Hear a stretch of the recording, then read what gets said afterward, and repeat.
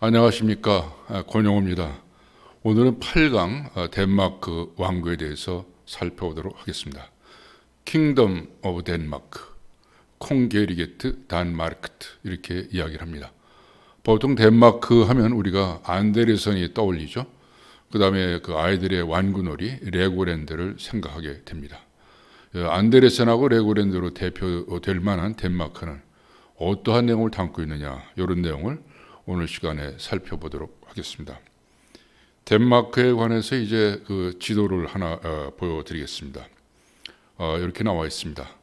항공사진이죠. 덴마크 바로 옆에 스웨덴이 있고요. 북해 그리고 이제 발틱해가 이렇게 있어가지고 해안에 연해 있는 섬나라 국가, 반도 국가다. 이렇게 설명을 드릴 수가 있습니다. 맨 끝에 스카겐이라고 하는 곳에 저희들이 한번 이제 살펴보고요. 그 다음에 이제 코펜하겐, 이 나라의 수도입니다.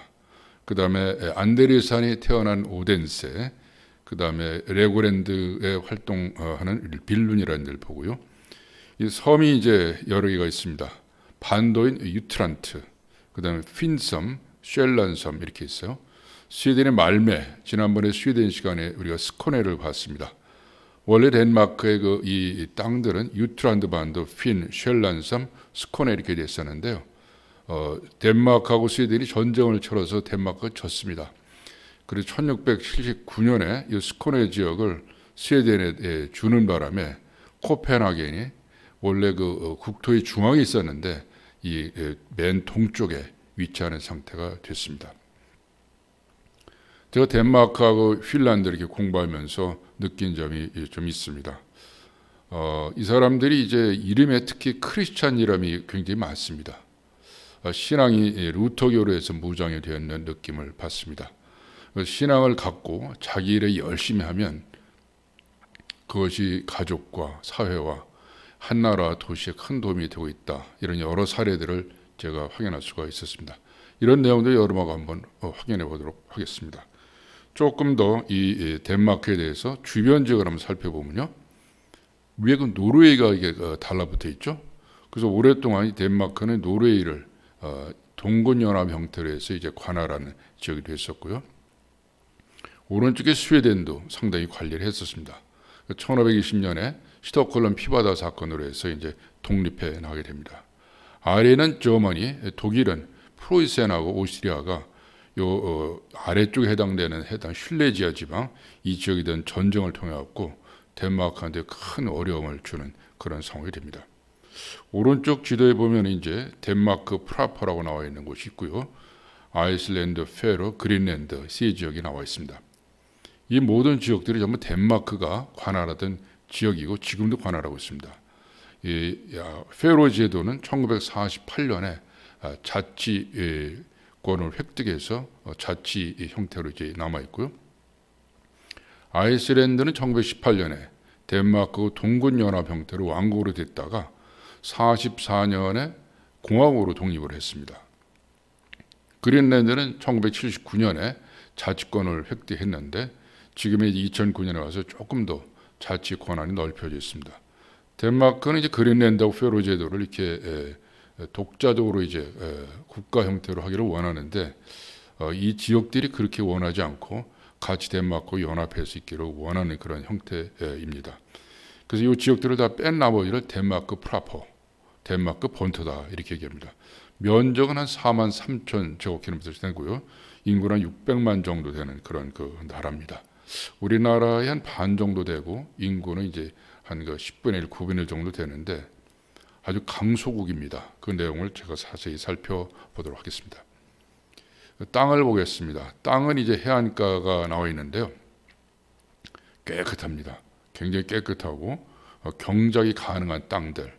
그 다음에 평평하고 해안이 사질 해안이죠. 사질 해안인데 특징 중 하나가 이게 이제 뒤에 그 스칸디나비아 반도가 이렇게 둘러쳐져 있어서 바다가 위험을 주는 바다가 아니라 활용할 수 있는 바다 이렇게 되어 있습니다.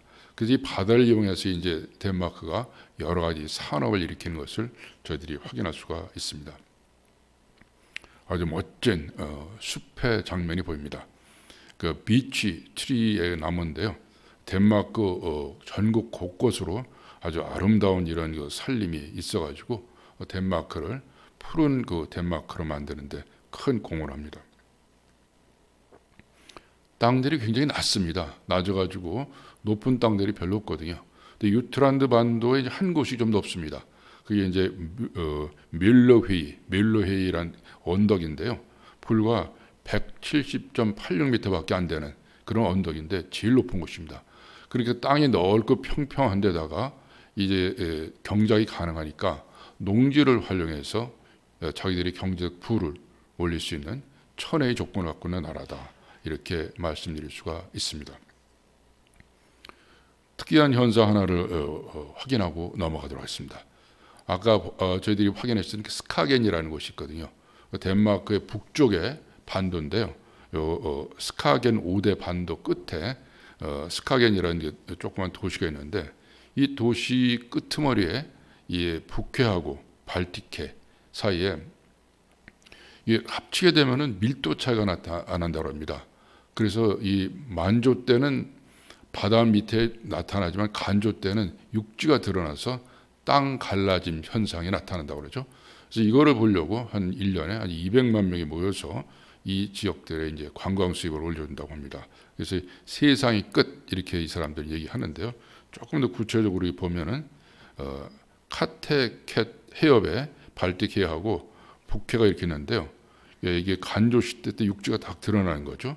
여기에 이제 버스도 들어가고 사람도 들어가고 한 바퀴 쭉 돌아오는 코스가 되는데 이 땅 갈라짐 현상은 바다에서의 땅 갈라짐 현상은 이제 지구 곳곳에서 나타납니다. 성경에도 이제 홍해가 갈라졌다 이렇게 얘기하는데 나중에 이제 이집트 가면서 제가 구체적으로 설명을 드리도록 하겠습니다. 이 나라가 이제 덴마크라는 나라가 있는데 덴마크어가 국제어로 되어 있지는 않잖아요. 그러니까 북유럽과 여러 나라들이 공통적인 특징이 자기들이 생존을 위해서 할 수 없이 국제어에 해당되는 것에 어려서부터 교육을 철저시킵니다. 영어를 구사할 수 있는 덴마크 사람들이 86%다. 독일어가 47%고 스웨덴어가 13%가 되는 이런 상태가 되어 있습니다. 그러니까 이 사람들이 얼마나 자기들의 생존을 위해서 생활을 위해서 외국에 공을 들이는 것을 여기서 확인할 수 있습니다.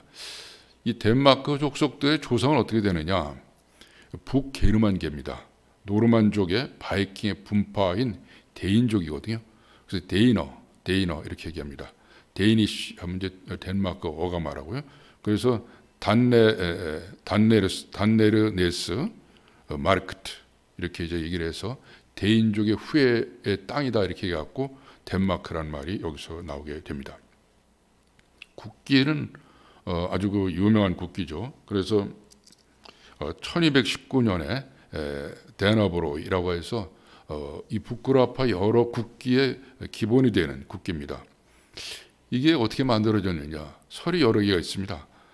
에스토니아 전투 때 교황이 십자군에 참가한 사람들이 줬다 이런 설이 있고요. 아니다. 발데마르 2세가 전쟁에 갔었는데 하늘에서 빨간 그 뭐가 나타나면서 하얀 십자가가 나타났다. 여러 가지 설이 있는데 어쨌든 1219년 일찍부터 국기가 만들어졌어요. 그래서 이게 이제 덴마크의 이 데너브로이 국기가 스칸디나비아에 있는 5개 나라 여러 지역에 기본이 되어 있습니다. 그래서 이걸 갖다 우리가 스칸디나비아 십자가 이렇게 얘기를 하죠. 이 나라의 출발은 어디서 출발되느냐? 기록에 보면 한 808년 정도로 이렇게 나와 있습니다. 808년에 이제 바이킹의 지도자였던 구드 프레드가 그 당시 이제 800년은 저희들이 살펴봤던 이 프랑크 제국이 일어나잖아요. 칼 대제가 여기까지 쳐들어올지 모르니까 뚝을 쐈어요. 뚝을 쏴가지고서 다네 비르케 이렇게 해서 뚝을 쏴서 그 유적이 지금 남아 있습니다. 808년부터 이제 그 기록이 나오는데요. 조금 더 자세히 보면은 811년에 해밍왕이 이제 이 아이더강 그 북쪽의 슐레지아 지방까지를 이제 자기들 땅이라고 주장을 해서 이 땅을 관리하게 됩니다. 그래서 유트란드 반도 아래쪽에 슐레지아 지방까지 오고 이 아이당을 경계로 해서 남쪽은 독일이고 북쪽은 이제 이 덴마크였었는데요. 이 슐레시비 이 땅이 굉장히 요지입니다. 자원도 풍부하고 농사도 짓기 좋고 물도 풍부하고 그래서 아주 눈독을 들이는 땅이어서 끊임없이 분쟁이 일어나는 그 지역이었습니다. 그 내용을 나중에 또 살펴보도록 하겠습니다. 본격적으로 이제 덴마크의 그 정체성에 관한 그 내용이 나옵니다. 1175년에 발데마르라고 하는 사람이 이제 몸을 일으켜서 이 덴마크에 있던 여러 이 부족들을 통일하게 됩니다. 근데 제일 걱정이 이제 슬라브족들이 쳐들어오는 게 걱정이 됐었어요. 그 쉘란 섬에다가 요새를 짓게 됩니다. 그 요새 흔적이 이제 오른쪽 그 사진에 나와 있는 것처럼 거위탑 또 여러 이제 흔적들이 있는데요. 요게 코펜하겐이라고 하는 도시가 만들어지는 기원이 됩니다. 1175년부터 이제 시작이 됐다. 이렇게 이제 이야기를 하는데, 그러나 본격적으로 덴마크의 그 이 세계사적 정체성은 여기 나와 있는 마르가레트 여왕부터 한다. 이렇게 설명드릴 수가 있습니다. 마르가레트 공주님은 발데마르 6세의 딸이었거든요. 근데 노르웨이 국왕이었던 호콘 6세하고 결혼하게 됩니다. 호콘 6세는 스웨덴의 왕을 계승하려고 하는 이제 예비인이었었는데, 그 둘 사이에서 이제 아들을 하나 낳습니다. 올라프 2세를 낳는데, 어떻게 된지 남편이 죽자마자 또 그 다음에 머지않아서 아들까지 죽어버려요. 그러니까 이제 어쩔 수 없이 마르가레트는 덴마크, 노르웨이, 그 다음에 스웨덴 이 세 나라의 공동 군주가 되는 이런 상황이 됩니다. 공동 군주가 됐으니까 이거를 좀 공고히 하자 이런 생각에서 1387년에 집권했는데 10년 뒤인 1397년에 스웨덴의 남다리 칼마르에서 이제 여러 지도자들을 모이게 하죠. 그래갖고서 우리가 칼마르 동맹을 맺자. 그래서 덴마크, 스웨덴, 노르웨이, 그다음에 그 이제 같이 지배했던 핀란드가 들어가고요. 저 위에 이제 아이슬란드, 페로제도 이 북쪽에 있는 모든 지역을 덴마크가 맹주 역할을 하면서 관리를 하자. 이게 칼마르 동맹입니다. 조그만 반도 국가가 수십 배 해당되는 넓은 땅들을 어떻게 지배를 하느냐. 그게 이제 신기한데요. 어쨌든 1497년부터 1523년까지 장장 126년간 이 덴마크는 이 북구라파의 여러 지역들의 맹주 역할을 하면서 아주 정말 그 이 지역의 지도자적 국가 역할을 합니다. 그런데 이 사건이 이제 벌어지면서 이게 깨져버리죠. 이른바 스톡홀름 피바다 사건이죠. 지난번 저희들이 스웨덴 시간에 살펴봤습니다. 그 스톡홀름의 스토리토리에트 그 광장에다가 그 당시에 이제 스웨덴이 둘로 나눠졌다고 그랬었어요. 자주파고 덴마크파인데 덴마크 파들이 이 자주파 지도자 90여 명을 무자비하게 살육하는 사건이 벌어지죠. 근데 이제 오히려 이것이 기획돼서 스웨덴 사람들은 우리의 민족을 찾아야 된다. 이게 분열이 일어납니다. 그래서 구스타프 에릭슨 중심으로 해서 독립운동을 격렬하게 해서 1523년 말을 타고 들어오는 분이 이제 구스타프 바사 왕인데 스웨덴 왕국을 만들죠. 그래서 오늘날 스웨덴 왕국이 이제 발생하게 된 원인이 덴마크가 이제 행했던 그 이 행태 때문에 그렇다. 그럼 그런 과정에서 스웨덴은 계속해서 덴마크 있을 이유가 없잖아요. 오른쪽 지도에 보듯이 1523년에 스웨덴이 떨어져 나갑니다. 물론 이제 거기에 이제 노르웨이라든가 아이슬란드, 그린란드 이거는 덴마크가 계속 관장하는데 스웨덴이 떨어져 나가면서 칼마르 동맹은 해체가 돼버리죠. 역사는 흐릅니다. 1536년에 크리스찬 3세 이 왕 이름이 좀 기독교도예요. 기독교도 3세, 4세, 2세 이렇게 나가는데 크리스찬 3세가 집권하게 되니까 1536년에 아예 이분은 루터교를 국교로 택해야 되겠다 이런 생각을 합니다. 로마 카톨릭 하니까 거기다 세금도 내야 되고 자기가 이제 그 이 관할하는 덴마크 지역뿐만 아니라 여러 그 이제 위성 국가들이 돈을 이제 전부 로마에다 갖다 바치니까 좋지 않잖아요. 그걸 재정 수입을 그 국가에다 가져오면서 제일 중요한 것이 왕권을 확립해야 되겠다는 생각을 합니다. 중앙 집권을 해서 탄탄하게 하는데 그거를 이제 개신교인 루터교에 대해서 큰 그 정신적 그 배경을 갖자는 생각을 하게 됩니다. 크리스천 3세가 1536년에 종교개혁을 단행해서 카톨릭을 다 없애버리고 개신교 루터교로 이제 개신합니다. 그러니까 자기들이 소속되어 있던 덴마크라든가 노르웨이라든가 아이슬란드라든가 페로제도 전부 다 이제 루터교로 바꿔버리는 거죠. 그러면 왕이 통치하기도 힘든데 이런 일을 다 하느냐? 다른 사람이 있는 거죠. 위텐베르크에서 이 루터하고 같이 공부하고 친구였었던 이 부겐하겐이라는 사람이 있습니다. 모습이 그 루터하고 좀 비슷하게 생겼죠. 이분이 이제 총괄주의랍니다. 물론 혼자 한 게 아니라 여러 친구들이 동료들이 있었겠죠. 이분이 총괄주의 해갖고 신학적 논리라든가 포교라든가 구체적으로 이제 이 국민들에 대한 이 종교 이런 하는 작업들을 이 부겐하겐 1537년부터 이 사람이 관장을 해서 오늘날까지 500년이 지른 지금까지도 덴마크는 이제 견실한 루터의 개신교 국가가 되는데 결정적인 공을 합니다.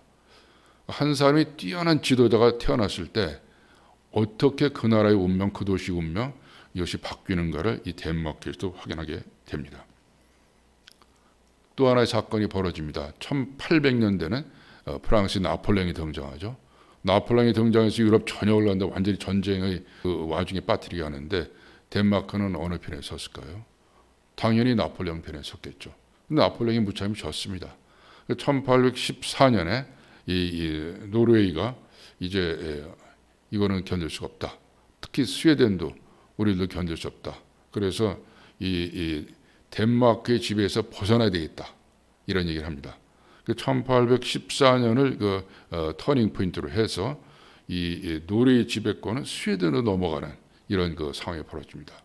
그러니까 이 덴마크는 가지고 있던 주변에 많은 그 동군 연합 형태로 해서 다스렸던 지역들을 다 뺏겨버립니다. 그래서 이제 남아있는 땅은 유트란드 반도하고 쉘란섬 그 정도로 확 줄어들게 되죠. 그런 가운데 또 왕들은 또 전제군주 형태로 나가니까 덴마크에 자유주의 파들이 지금 그 상황이 이런데 왕권만 휘둘러서 되느냐? 국민들이 뜻을 받들여서 나라를 다스려야 된다. 그래서 이제 프레데리크 7세가 이 뜻을 받아들입니다. 그러니까 150여 년 전에 1848년에 의회주의 헌법을 만듭니다. 일찍부터 이 의회주의를 이제 택한 나라가 되죠. 여기 이제 그 의회주의 그 지도자들이 보이는데 여자는 한 명도 없죠. 1915년에 가서야 여자들한테 참정권을 줍니다. 어쨌거나 이 1848년에 새로운 헌법을 만들어서 이제 의회주의 국가로 이제 전환시키고 왕은 상징적 존재로 전환시킵니다. 슐레지어 지방입니다. 슐레스비. 슐레스비는 이제 홀슈타인 두 공국이 있었는데요. 이게 이제 1460년부터 한 400년간 덴마크가 잘 관리를 했습니다. 명분이 이제 동군연합 형태로 해서 잘 관리를 해왔는데 땅들이 너무 도움이 되니까 근데 새로운 세력이 일어나죠. 프로이센하고 오스트리아가 그 땅은 오히려 우리가 관리를 해야지 왜 덴마크가 니들이 관리하냐. 전쟁이 터지는 거죠. 근데 덴마크는 싸움은 집니다. 이상하게. 역시 이 싸움에서 대패를 해가지고 국민 전체가 큰 좌절에 휩싸입니다. 우리는 땅도 없고 이제 먹을 것도 없고 갈 길도 없는데 어떡하느냐. 그러니까 거기에서 이제 두 명의 평범한 지도자인데 이 사람들이 일어나서 덴마크를 새롭게 만듭니다. 그 전에 이 슐레스비를 좀 검토를 할 필요가 있는데요.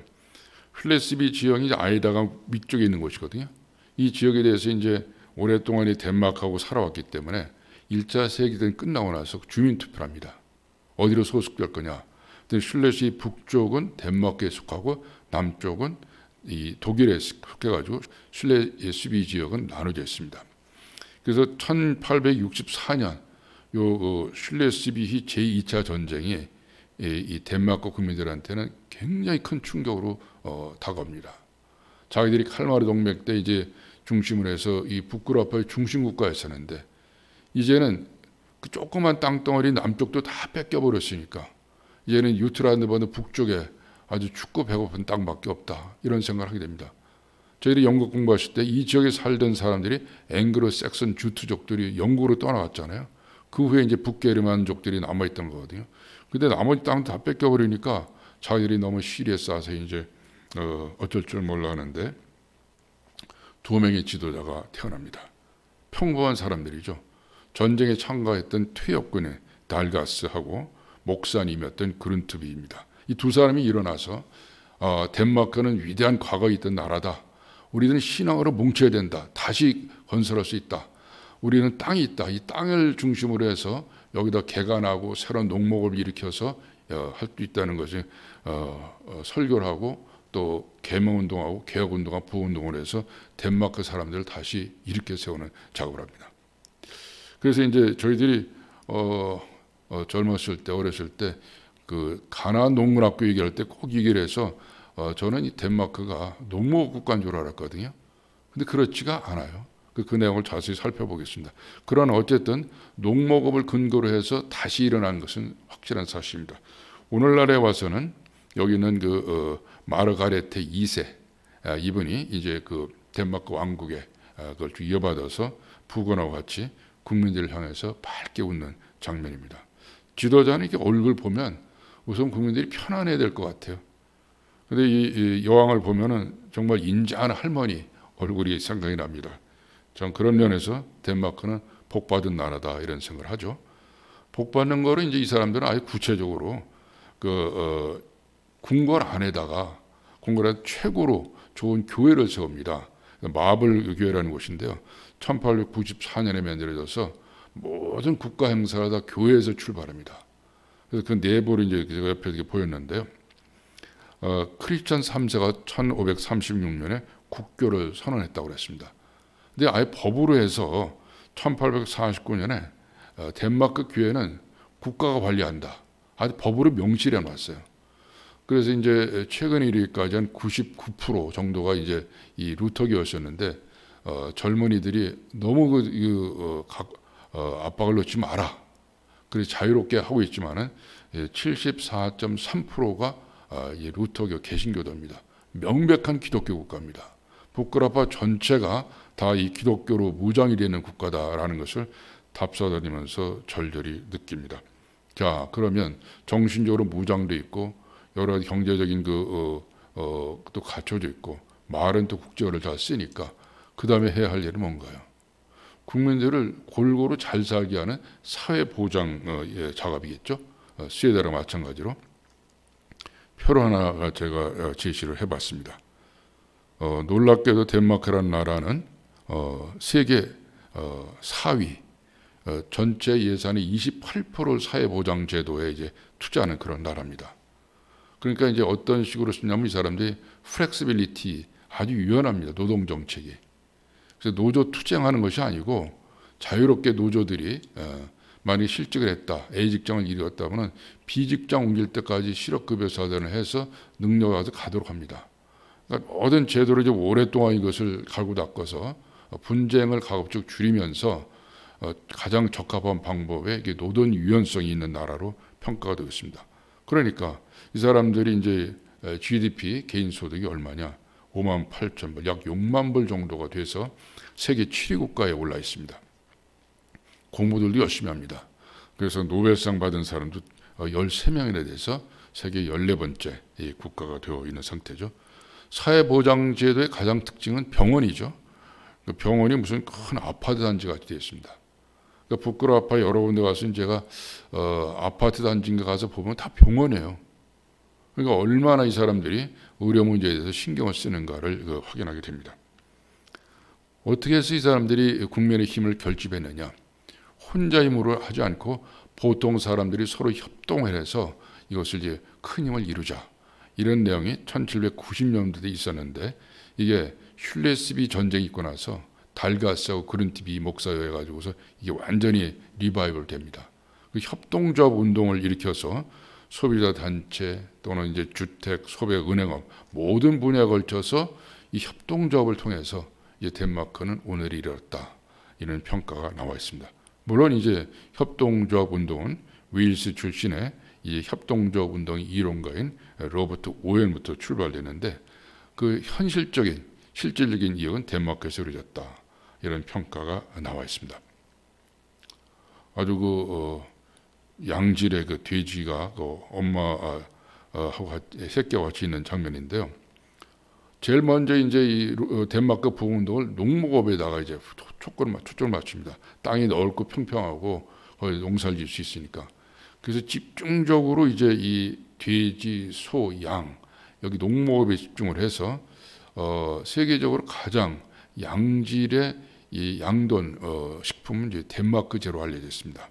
그래서 이제 EU 국가에 수출하는데 가장 수출을 많이 하고요. 그다음에 햄하고 그다음에 여러 가지 이 돼지에서 나오는 이 제품들이 굉장히 맛이 좋고 양질로 알려져 있습니다. 한 발 더 나가서 스웨덴의 우유 회사와 합작을 해갖고 아를라 푸즈라는 걸 이제 만들었어요. 그러니까 이 부끄라바뿐만 아니라 유럽에서도 가장 큰 유제품 회사 가운데 하는데요. 여기서 우유와 버터와 그다음에 마가린, 심지어는 미 우주인들, 나사에서 우주인들이 먹는 그런 우주식까지 만들어냅니다. 그러니까 여기서 저희들이 느끼는 거는 한 가지 품목에 대해서 들고 파야 된다는 거죠. 들고 파면 물이 나옵니다. 그러니까 이것저것 하지 말고 한 가지 문제 집중해서 개인도 좋아지고 가족도 좋아지고 나라도 좋아지는 예를 덴마크에서 또 하나 확인하게 됩니다. 가장 대표적인 것이 레고입니다. 레고. 여기 크리스티안센, 이름에 크라이스트라는 말이 많이 들어가는데요. 크리스티안센이라고 하는 이제 이 목수입니다. 원래 키르크 크리스티안센이라는 사람이 1932년에 빌룬이라고 하는 한 7,000명 정도밖에 안 되는 이 유트란드 반도 가운데 시골이거든요. 그 목수로 해서 이제 장난감 만듭니다. 장난감 만드는데 너무너무 잘 팔리는 거예요, 이게. 서로들이 이제 장난감을 보겠다고 사람들이 이제 빌룬으로 오고, 그러니까 이 사람들을 구경하기 위해서 레고랜드를 만듭니다. 레고는 덴마크만 가운데 거기 가운데 써 있는 것처럼 LEG, GODT, 그 레그 고트, 잘 놀다, 여기에서 이니셜을 따서 만든 거거든요. 98년에 그 레고라는 그 로고까지 만들어냅니다. 정말 잘 나가는 거죠. 자기가 좋아서 했는데 그것이 자기들이 부도 누리고 그 도시도 살려내고 나라도 전체 살려서 오늘날 전 세계의 레고는 어떤 상태냐? 대단하죠. 지금 여기 이제 니하온 그 레고거든요. 거의 뭐 니하온 그 실제 도시보다 더 이쁘게 만들어 놨어요. 약 300만 개의 레고를 가지고 만들었고요. 그 앞에 있는 그 배 있잖아요. 이거는 전기로 작동이 됩니다. 그러니까 이거 보려고 또 사람들이 전 세계에서 몰려드는 거죠. 그리고 옆에 있는 그 러시모산의 위인 사인 돌멩인데요. 레고 150만 개를 만들었어요. 너무너무 정교하게 잘 만드는 거죠. 그러니까 이제 완전히 어떤 면에서 도의 경제에 다다랐다. 그러니까 요새 이제 그 어린아이들, 초등학생들까지 레고 하면은 다 그거 갖고 놀잖아요. 전 세계가 레고 갖고 놉니다. 그러니까 수입이 얼마나 되겠어요. 그러니까 엄마 아버지 쫄라가지고서 직접 구경 가자. 그래서 이제 이쪽에 하등 사람이 모이니까 약 7,000명 정도밖에 안 사는 시골 마을이 비행장이 만들어졌어요. 비행장이 만들어져서 아예 그 빌룬 에어포트가 있습니다. 그러니까 덴마크 갈 수 없는 사람은 어떻게 하느냐? 자기 나라에도 레고랜드를 만들죠. 그래서 지금 덴마크 이외 나라에 8개 나라에 레고랜드가 있습니다. 우리나라는 어떠냐? 우리나라 들어옵니다. 2023년에 춘천에 레고랜드를 만들기 위해 가지고 지금 작업이 진행되죠. 한 예로 영국 윈저에 있는 레고랜드를 보면 많이 보던 장면이죠. 영국의 트라팔가르 광장을 레고로 만든 겁니다. 너무너무 정교하게 잘 만들었는데 어쨌든 이 크리스티안센은 자기가 좋아하는 일을 열심히 해가지고 이 덴마크를 위해서 큰 도움이 되는 사람이다. 이런 평가를 해보고 싶습니다. 또 하나는 이제 머스크라는 이 회사를 말씀드리는데요. 별 모양이죠. 이거를 창립한 사람이 밀러 머스크라고 하는 그 사람인데 자기 아들하고 1904년에 창립을 합니다. 조그만 배 갖고 출발했어요. 배에서 선박 컨테이너선으로 물건을 실어나르니까 나중에 이제 뭐가 필요했어요. 이 도로에 다니는 크게 컨테이너 자동차까지 해서 머스크 라인을 만들었는데 아마 독실한 크리스찬이었다고 합니다. 그래서 꿈에 별 모양을 봐서 지금 머스크 라인에 이제 로고가 나와 있는 거죠. 그리고 어느 정도냐? 이게 머스크 라인의 컨테이너 선입니다. 요새 우리나라가 이제 수출품을 하려고 그러는데 배가 없어서 못 하고 있잖아요. 이 모스크라인은 처음에 이제 100여 년 전에 조그만 배 하나 갖고 출발했는데 지금은 세계 거의 1, 2위 선주사가 되어 있습니다. 모스크라인 전 세계 한 140개 정도 지사가 있는데요. 여기에 연계가 되면은 어떤 상황이든지 이 물건을 실어날 수가 있는 상태가 되어 있다고 합니다. 그러니까 이 배 위에 올라 있는 저거 하나로 해서 웬만한 도시에 예산이 다 여기에 포함이 된다고 합니다. 그러니까 한 가지 분야를 집중적으로 파서 또 이제 국가를 위해서 도움을 되는 보통 사람의 얘기입니다. 모스크라인. 도로에서도 우리가 모스크라인 차를 많이 보죠. 덴마크가 1970년에 와서 새로운 분위기를 만듭니다. 여기 사진에서 보시는 것처럼 풍차를 이제 도입을 하는 거죠. 그래서 바다에서 풍차를 돌려서 전기를 생산해냅니다. 윈드 파워, 또 윈드 터빈이라고 하는데요. 이 전력 생산의 국내 소비의 47%를 썼다라는 것이 2019년 통계 자료에 나옵니다. 그 다음에 이 기술이 세계적으로 알려져서 50년 정도 된 셈이죠. 그래서 전 세계에서 이 풍력 발전을 원한다. 그럼 전부 덴마크한테 이제 부탁을 하고 기술 개발에 대한 수출도 하고 전력에 대한 관리도 하고요. 덴마크는 오늘날 풍력 발전의 나라다. 이렇게 설명드릴 수가 있겠습니다. 덴마크에서 또 이제 세계적으로 알려져 있는 것이요. 여러 개 이제 이 제품들이 있는데요. 뱅앤올룹손이라고 하는 이제 음향기기가 또 세계적으로 유명하죠. 미세한 음까지 잡아내는 그런 회사입니다. 단포스 가전제품이 또 유명하고요. 덴마크가 또 세계적으로 알려져 있는 맥주회사 칼스버그라는 이 맥주 회사가 있습니다. 한 150년 된 맥주 회사죠. 미세한 음까지 잡아내기 때문에 이 보청기도 또 덴마크 제가 세계적으로 알려졌어요. 더먼트라든가 리사운드 같은 것이 이제 알려져 있고요.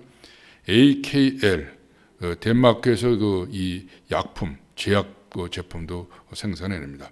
그러니까 특수한 분야에 국한해서 열심히 해서 덴마크 사람들은 세계적인 여러 제품들을 만들어냈다. 이런 생각을 하게 됩니다. 정신적인 면도 결코 빼놓을 수 없죠. 시청 앞에 있는 안데르센 동상인데요. 덴마크 사람들이 굉장히 이 사람을 좋아합니다. 그러나 안데르센은 평생 독진으로 살다가 70살 때 병으로 죽습니다. 스웨덴의 노벨같이 독진으로 사는데요. 출발은 참 한미했습니다. 굉장히 가난했어요. 그래서 어머니가 독실한 루터교 신자였거든요. 어린 안데르센한테 예수의를 심어줍니다. 그러니까 평생 그래서 이 사람 이름이 한스 크리스찬 안데르센인데요. 크리스찬 이름이 들어있습니다. 대부모가 이름을 이렇게 지어줬다고 그러죠. 그래서 어머니는 이제 계속해서 아들한테 신앙교육을 시켰고 아버지는 어땠냐? 아버지는 이제 이 이야기 책을 읽어주는 걸 굉장히 좋아했다고 합니다. 그러니까 아들이 잘 들으니까 계속해서 옛날 얘기 들어주고 뭐 아라비안 나이트 들어주고 하니까 어린 마음에 아주 상상이 풍부해진 거죠. 그래서 10대 되던 해에 나는 연극 배우가 돼야 되겠다. 그래갖고 코펜하겐에 갑니다. 근데 변성기가 지나면서 목이 이상하게 탁해져 버렸어요. 연극 배우는 목소리가 좋아야 되잖아요. 그래서 연극 배우를 포기합니다. 그럼 내가 연극 대본 한번 써볼까? 써서 이렇게 되면 계속 빠꾸로 당하는 거예요. 그러니까 나는 재능이 없으니까 죽어야 되겠다. 이 자살 충동을 여러 번 느꼈다고 합니다. 그러나 마음을 다져잡고 코펜하겐 대학교에 들어갑니다. 그래서 거기서 열심히 공부해갖고 습작을 해갖고 처음에 이제 즉흥시인이라는 이 시를 발표하는데 굉장히 좋은 평가를 받았어요. 그래서 나는 을을 위한 책을 쓰는 게 아니라 어린아이를 위한 책을 써야 되겠다는 결심을 하고 1935년부터 동화 작품을 씁니다. 그래갖고 이제 약 150편의 동화 작품을 내는데요. 이게 160개 언어로 발표가 돼서 오늘날도 전 세계 어린아이들은 안데르센의 동화를 읽고서 꿈을 키웁니다. 그러니까 한 사람이 얼마나 많은 영향을 미치는가를 이 안데르센을 통해서도 확인하게 됩니다. 한미한 집안이었거든요. 아버지가 일찍 죽었어요. 할 수 있는 일은 결국 이제 안데르센 노동할 수 있는 노동하고 엄마는 빨래해서 먹고 살았는데 이 오덴세에 어렸을 때 안데르센 집을 복원을 시켜놨습니다. 그래서 여기에 이제 안데르센에 관한 여러 가지 유물 유적들을 다 관장하는 지역이죠. 또 한 명의 이제 이 덴마크가 자랑하는 철학자가 쉐렌 키엘케고르죠. 키에르케고르는 이제 젊은 나이에 세상을 떠나게 됩니다. 근데 이분은 이제 실존주의를 이제 주장을 했다고 그러죠. 그래서 이제 특히 기독교적 시각에 따라서 실존의 의미가 뭔가 이게 된 것을 깊이 연구해서 오늘날 이번에 대해서는 실존주의의 선각자 내지는 기독교적 실존주의다 이런 평가가 나와 있습니다. 보통 사람 얘기를 많이 했습니다. 아예 이 샌더모스라는 사람은 1933년에 소설 안에 됩니다. 얀테 마을에 대한 이제 여러 가지 썼는데 가상 마을이죠. 이 소설의 핵심은 간단합니다. 너나 나나 보통 사람이니까 잘난 척하지 말라는 거예요. 네가 잘나면 얼마나 나고 못 많으면 얼마나 다 비슷하니까 자기가 하는 일에 충실하면서 열심히 살아라. 이게 이제 이 산데모스의 그 주장인데 놀랍게도 이것이 다 받아들여집니다. 덴마크뿐만 아니라 북유럽과 여러 나라들은 이 보통 사람들이 중심이 되는 그런 나라를 만들어져 있고요. 또 보통 사람을 중시합니다. 그래서 그게 얀테의 법칙이다 이렇게 얘기를 하죠. 산데모스 얀테의 법칙이란 얘기죠. 그러니까 한 사람 한 사람은 다 중요기니까 그 사람의 역량을 발휘해서 이제 자기도 좋고 나라도 좋고 사회도 좋은 그런 상태가 되어 있다. 자, 우리가 말, 먹거리, 종교에 대해서 쭉 살펴봤고요. 그럼 구체적으로 이것이 도시에서 어떻게 나타나는가? 수도 코펜하겐에서 확인해 보도록 하겠습니다. 코펜하겐은 이제 약 80만 정도가 사는 그 지역인데요. 서울의 한 3분의 1, 한 179.8제곱킬로미터니까 그 정도 됩니다. 그러나 교회화가 쫙 진행됐어요. 이 코펜하겐 대도시권은 한 200만 명 정도 삽니다.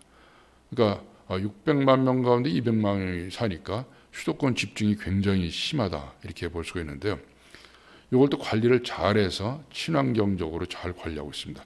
이게 이제 코펜하겐의 중심 도시, 중심지에 해당되는 곳인데요. 바닷물이 들어오는 거죠. 지도로 하나 제가 그려봤습니다. 여기에 보면 이제 코펜하겐은 로마 시대 때는 하프니아 이렇게 했었고요. 중세 때는 하운이라고 했고, 실제 이제 상인들의 항구다. 그래서 쾌벤하운 이렇게 해서 영어로는 코펜하겐으로 되어 있는 상태입니다. 발데마르 1세가 1175년에 요새를 만들어서 코펜하겐의 기원이 됐고요. 포메라이나 시대 때 에릭 왕이 1416년에 수도로 정했는데 실질적으로는 1175년부터 약 800년 된 수도다 이렇게 볼 수가 있습니다. 중요한 몇 개의 지점이 있는데요. 그걸 이따 한번 답사를 가보도록 하겠습니다. 제일 핵심적으로 코펜하겐한테 운명을 바꾸는 것이 역시 그 웨르순다리 건설이죠. 2000년에 이제 웨르순다리를 건설하면서 이 코펜하겐도 살아나고 말메도 살아나는. 원래 이제 말메가 옛날에 이제 이 덴마크의 영토였으니까 서로 잘 통합니다.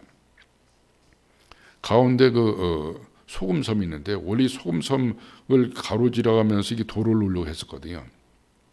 그러니까 왕도 나사가 설득을 했습니다.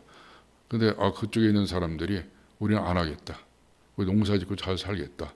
그래서 이 별명이 후추가루 뿌렸다고 그래서 후추섬이라고 이렇게 얘기한다고 합니다. 인공섬을 만들어 갖고 코펜하겐하고 이쪽 말메를 연결하는데요. 아마게르 섬이 나와 있어요. 아마게르 섬이 이제 인공섬인데요. 그쪽으로 이제 이 도로를 타고 올라오게 되면은 곧바로 아마게르 섬의 도로로 연결이 됩니다. 그래서 공항이 거기 있는데요. 캐스트럽 공항이라고 있습니다. 좀 이따 한번 보도록 하겠습니다. 그래서 이제 말메에서 코펜하겐까지는 41.3km, 한 40분 정도가 안 걸려가지고 물가가 싼 말메에서 살면서 코펜하겐으로 출퇴근하는 것이 가능하죠. 제가 이제 위에 가면서 찍었던 건데요. 밑으로 이제 철도가 가는 그 형태입니다. 지도를 통해서 조금 더 자세히 보면요. 말메에서 인공섬 페베르 훌론까지는 지상으로 다리가 쭉 연결이 돼서 웨르슌다리가 있고요. 거기서부터는 지하로 바다 밑으로 들어가서 드로그넨 터널이 4km에서 아마게르 섬으로 연결이 되거든요.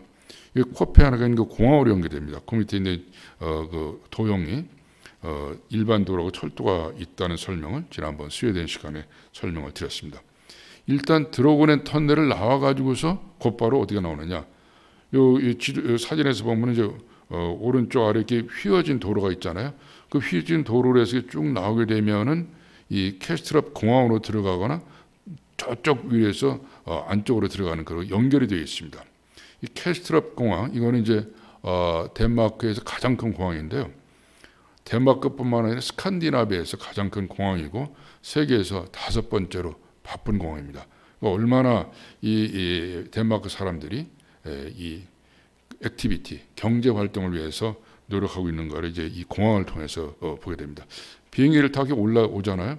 그러면 이제 비행기에서 내려다보면은 이 코펜하겐이 주변으로 쫙 교회가 돼서 대도시권이 형성되어 있는 것이 일목요연하게 나타납니다. 이 코펜하겐에서 제일 중요한 것이 이제 이 왕궁이죠. 아멜리엔보르에서 여기 이제 왕들이 사는 곳인데요. 궁궐이 4개가 있습니다. 이 궁궐 4개 가운데서 이제 바로 앞에 쪽에 오페라 하우스를 졌습니다. 그러니까 제일 이제 코펜하겐 사람들이 좋아하는 그 장소이기도 하죠. 궁궐이 2개가 개방이 되어 있습니다. 언제든지 가서 볼 수 있고요. 그 가운데에는 이제 프레데리크 5세의 동상이 서 있고 현재 있는 마르그레테 여왕이 사는 집은 위병이 서 있는 상태죠. 그 궁궐 안에 여기 보이는 아까 봤던 마블 교회가 있어요. 마블 교회에서 거기서 예배 보는 장소가 있고 그 앞에 이제 프레데리크 5세의 동상이 있고 이 바다하고 연결되는 것이 밋밋하니까 거기에 이제 83년에 아말리에 정원을 만들어 놨습니다. 요 궁궐에 조금 나와서 한 500 내지 한 600m 가보면은 이 게피언 분수대가 있습니다. 아주 역동적인 거죠. 북유럽 신화에 나오는 게피언 여신이 솥대를 끌고 가는 아주 역동적인 장면인데 우리 이 덴마크인들도 이와 같이 용감하게 개최하자 그런 개념으로 지었다고 합니다. 그래서 이게 덴마크에서 돈이 많은 여러 재단들이 있잖아요. 재단에서 저어서 코펜하겐시에 기증을 했다고 합니다. 이건 정면에서 찍은 사진이고요. 이건 측면에서 찍은 사진입니다. 아주 여신이 역동적으로 숫대를 이끌고 여러 가지 이제 끌고 가는 이 앞에 있는 동물들이 많은데 숫대를 끌고 간다는 것이 상당히 신기해서 하나 찍어봤습니다. 코펜하겐에서 우리가 주목해야 될 또 하나의 건물이 있는데요. 크리스티안 셈보르. 크라이스트라는 단어가 너무 많이 들어가가지고 발음하기도 힘들 정도로 많습니다. 크리스티안 보르 성체인데요. 이게 이제 압살론 주교가 1167년에 졌습니다. 굉장히 일찍 졌죠. 왜 졌느냐? 여기에 입법부, 그 다음에 행정부, 그 다음에 사법부가 들어가는 건물입니다. 우리들이 이제 서울, 세종으로 나눠지고 나눠지는 나라가 많이 있잖아요. 그런데 덴마크는 이 건물 안에 다 있어요. 그 3개가, 3부가. 그러니까 저희들이 나라마다 사정에 맞춰서 우리가 이 권력 구조를 나눌 필요가 있다. 이런 얘기를 볼 수 있습니다. 여러 차례 불도 나고 그랬는데요. 1928년에 지금 형태로 해서 크리스찬 보호로 이 성체가 만들어져서 3개의 부서가 다 있다. 구체적으로 뭐냐? 여기 이제 의회 건물이 있고요. 의회 건물이 이제 국민들이 투표를 해서 국무총리가 실질적으로 통치하니까 국무총리 관사가 있고요. 사법부도 건물에 있습니다. 그다음에 그 건물 앞에는 프레데리크 7세 동상이 있고요. 첨탑에서는 106m의 첨탑이 시계탑으로 나와 있는 상태입니다. 특징 중에 하나가 이 사람들이 이 건물 안에 채플실이 따로 마련되어 있어요. 그 의회 건물 안에 이 예배실이 있다는 게 너무 아주 신기했습니다. 그 채플실이 따로 있고요. 그 옆에 또 이제 이 의회에서 이렇게 국회를 하는데 굉장히 소박하죠. 한 500~600만밖에 안 되는 이제 나라의 그 의회들이니까 원래 양원제로 출발했는데 지금 단원제로 바꿔놨습니다. 또 하나가 이제 이 코펜하겐 대학교인데요. 이 크리스찬 1세가 그 당시에는 카톨릭이었으니까 카톨릭 교육기관으로 만든 것이 이제 코펜하겐 대학교입니다. 대학교는 생긴 지가 오래됐어요. 1479년이니까. 코펜하겐 시민들이 굉장히 좋아하는 건물 중에 하나가 이 시청 청사입니다. 시청 청사가 아주 냄새가 나죠. 굉장히 고색창연하고 정감이 가는 그런 시청 청사입니다. 그래서 모든 그 코펜하겐의 유명한 건물들이라든가 시설물 활동들은 전부 시청 중심으로 이루어져 있어요. 그 어떤 식으로 쓰느냐? 한 예로 결혼식이 대부분 여기서 열립니다. 결혼식이라든가 파티라든가 여러 가지 이제 공공 행사들이 이 시청 청사 안에서 이루어진다. 그러니까 행정사만 보는 게 아니라 쉽게 해서 이 시민들이 놀이마당, 시민들의 모임마당 이렇게 이해가 되는 곳이기도 합니다. 코펜하겐 하면 우리가 인어공주를 빼고서 얘기하기 어렵죠. 이게 에릭슨이 1913년에 이거를 이제 만들었는데요. 사연이 있습니다. 이 덴마크의 사학가인 자콥슨이 이 인어공주 발레 공연을 봤거든요. 너무 감명을 받았어요. 그래서 저걸 내가 뭘 만들어야 되겠다. 내가 이제 후원할 테니까 만들어 보자. 그래서 에릭슨한테 부탁을 했는데 에릭슨이 고심을 했습니다. 자기 아내를 모델로 해서 이제 이걸 만들었는데요. 우리가 이제 안데르센의 인어공주를 1837년에 만들었는데 그 내용은 잘 알려져 있잖아요. 사랑하는 그 왕자님한테 사랑을 구해야 되는데 만약에 그 하려면은 자기 목소리가 이제 없어지고 변질되고 몸의 일부가 인어니까 사람으로 바뀌게 되는 슬픈 내용이 되고 다른 여자하고 결혼하게 되면은 자기는 몰거품이 돼서 바닷속으로 사라진다. 이런 슬픈 얘기인데 어쨌든 인어공주를 해서 형상을 했는데 순환을 많이 당합니다.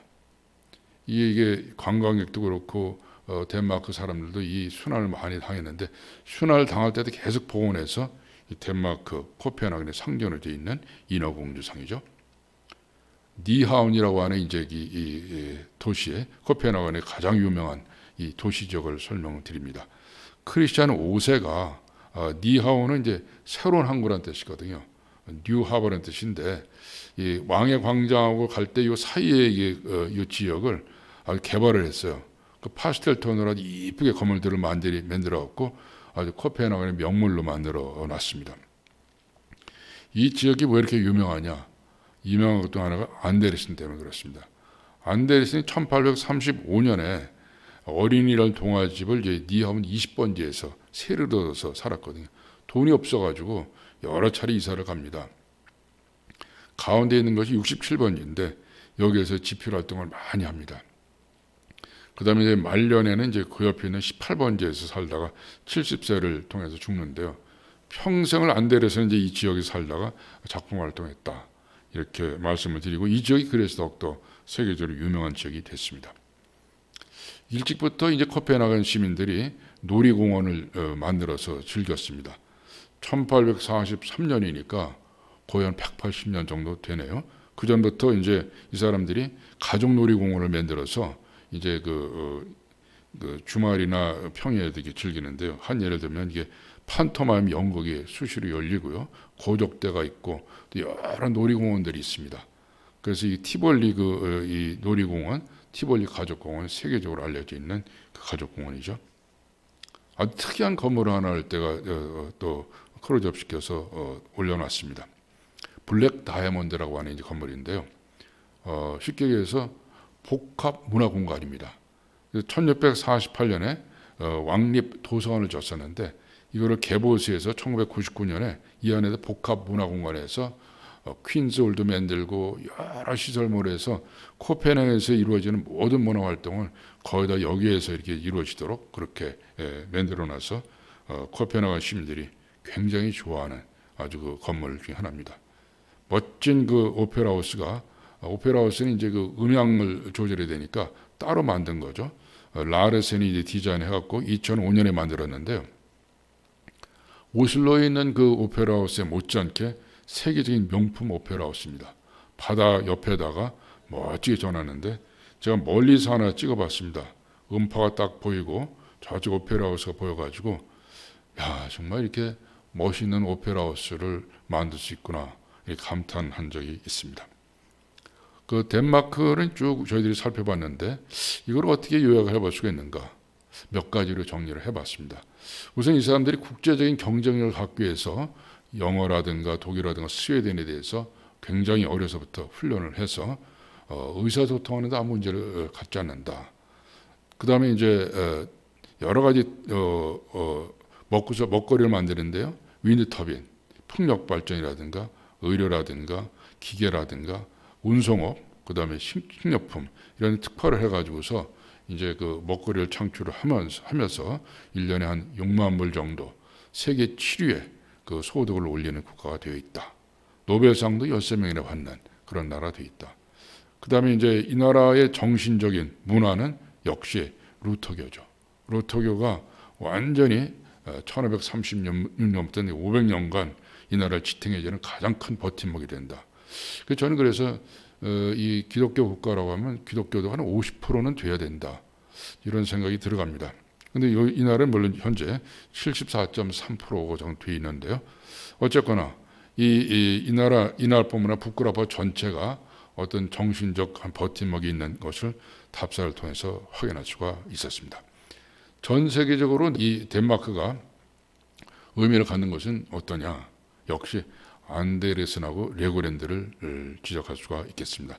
안데르센하고 레고 이 장난감으로 해서 전 세계 어린아이들한테 꿈과 희망과 미래에 대한 그 무엇을 신겨준 나라가 덴마크다. 이렇게 정리해보고 싶습니다. 코펜하겐 1175년부터 실질적인 수도였고요.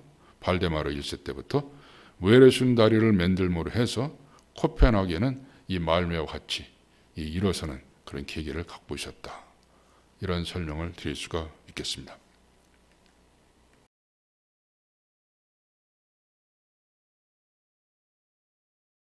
다음 시간에 대한 안내를 잠깐 하겠습니다. 다음 시간은 9강 핀란드 공화국에 대해서 말씀드리겠습니다. 핀란드에 가서 이제 제가 가장 멋지게 느꼈던 것은 자작나무 숲입니다.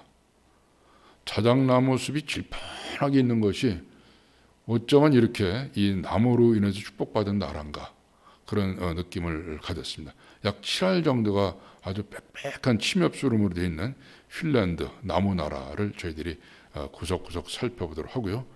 유명한 핀란드 사우나 이게 이제 원조가 어떻게 되어 있는가 그 내용을 살펴보도록 하겠습니다. 그래서 핀란드에 대한 전체적인 그 아웃라인을 이제 살펴보고요. 수도 헬싱키에 대해서 구석구석을 살펴보는 것에서 다음 시간을 이제 진행해 보도록 하겠습니다. 오늘 강의는 여기서 끝내겠습니다. 감사합니다.